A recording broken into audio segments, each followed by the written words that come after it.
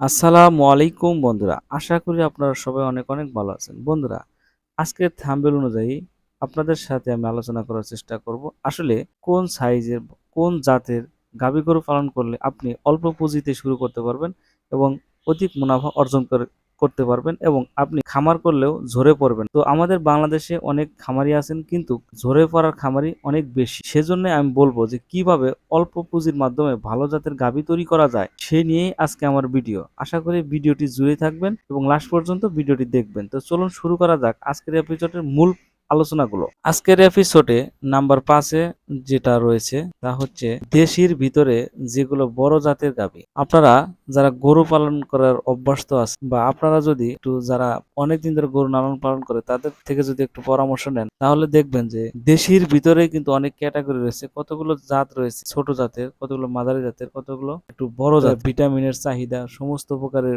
লবণের চাহিদা, আরো গরু লালন পালনের ক্ষেত্রে যে যে সমস্ত ক্যাটাগরি রয়েছে যে তাদের শারীরিক সুস্থতার বিষয়, এগুলো কিন্তু আপনার খেয়াল করতে হবে। আর যদি এইসব বিষয় খেয়াল করা না হয় তাহলে দেখা যাচ্ছে যে সে গরুগুলো বড় হবে ঠিকই বা বেঁচে থাকবে ঠিকই, কিন্তু তার যে একটা ঘাটতি, সেই ঘাটতিটার প্রভাব পড়বে তার বাচ্চার উপরে, তার দুধ দেওয়ার উপরে, তার শারীরিক সুস্থতার উপরে। তো এই বিষয়গুলো আপনাকে খেয়াল রেখে নিজে হাতে তৈরি করে নিতে হবে। তো বড় জাতের যে দেশির ভিতরে রয়েছে গাভী, সেগুলো দিয়ে আপনি শুরু করতে পারেন। এরপর নাম্বার 4, ক্রোচ জাতের গাভী, যেগুলো 8 থেকে 9 কেজি দুধ হয়। হ্যাঁ বন্ধুরা, অনেক ক্রোচ জাতের গাভী আছে যেগুলো মূলত ক্রস বিটের কারণে তাদের প্রজনন একটু উন্নত মানের হয়। দেখা যাচ্ছে অস্ট্রেলিয়ার কিছু পার্সেন্টেজ এবং দেশি কিছু পার্সেন্টেজ বা শাহিওয়ালের কিছু পার্সেন্টেজ দেশের ভিতরে ঢুকে যায়। এতে করে তাদের রোগ প্রতিরোধ ক্ষমতা এবং প্রজনন ক্ষমতা এবং শারীরিক সুস্থতা থাকার ক্ষমতা অনেকাংশেই বেড়ে যায়, এবং সাথে সাথে এই গাভীগুলো দেখবেন যে অনেক উঁচু হয়, অনেক মোটা তাজা হয়, এবং এই গাভীগুলোর দুধ দেওয়ার ক্ষমতা কিন্তু অনেকাংশে বেড়ে যায়।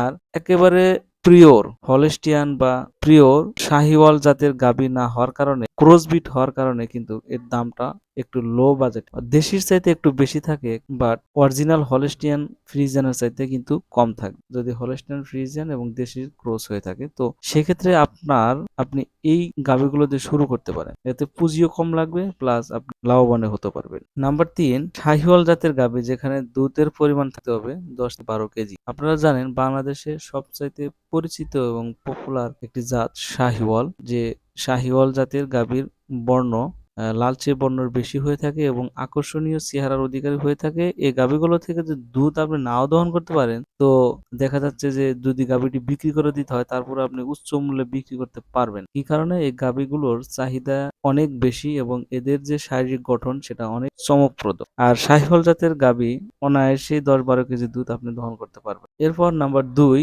সিন্ধি জাতের গাভী, যেখানে দুধের পরিমাণ থাকতে হবে 12 থেকে 15 কেজি। তো এই জাতের গাভী শাহিওয়ালের চাইতে একটু দাম বেশি হয়ে থাকে, তবে সিন্ধি জাতের দুধের পরিমাণটা কিন্তু অনেক হাই থাকে এবং এবং তাদের শারীরিক সৌন্দর্য, শারীরিক গঠন অনেক সুন্দর হয়ে থাকে, যার কারণে বাজারে অনেক চাহিদা রয়েছে। আর বাজারে অনেক চাহিদা থাকার কারণে এই গরুগুলো পালন করলে আপনি অবশ্যই লসের সম্মুখীন হবেন না। Number 1, Holstein Friesian. তো বাংলাদেশের সবচাইতে পপুলার গরুগুলোর মধ্যে একটি গরু। এই গরু লালন পালন করলে দুধের প্রোডাকশন সবচাইতে ভালো পাবেন। নতুন ভাই যারা দুধের খামার করবেন বা গরু লালন পালন করবেন, একটু দুধ বিক্রি করে সংসার চালাতে চান, তারা প্রথমেই কিন্তু দুধের প্রোডাকশন অনেক বেশি পাবেন এবং সংসারে হাল ধরতে পারবেন। তাই আমি মনে করি যারা নতুন, যারা শুরু করবেন, এই 5টি ক্যাটাগরিতে বা 5টি ওয়েতে যদি গাভী পালন দিয়ে শুরু করেন, তো অবশ্যই ভেঙে পড়ার যে মনোবল বা ভেঙে পড়ার যে বিষয়, সেটি থেকে অনেক দূরে থাকতে পারবেন এবং খামারের অবশ্যই সফল হবেন। তো আজকে এই 5টি ক্যাটাগরি নিয়ে আলোচনা করলাম। আপনার কাছে কোন ক্যাটাগরি ভালো লাগছে এবং আপনি কি গরু দিয়ে পালন করতে চান, শুরু করতে চান নিজের খামার বা নিজের ভবিষ্যৎ কেরিয়ার, অবশ্যই কমেন্টসের মাধ্যমে জানাবেন। আর ভিডিওটি শেষ পর্যন্ত দেখার জন্য আপনাদেরকে অসংখ্য ধন্যবাদ। আসসালামু আলাইকুম।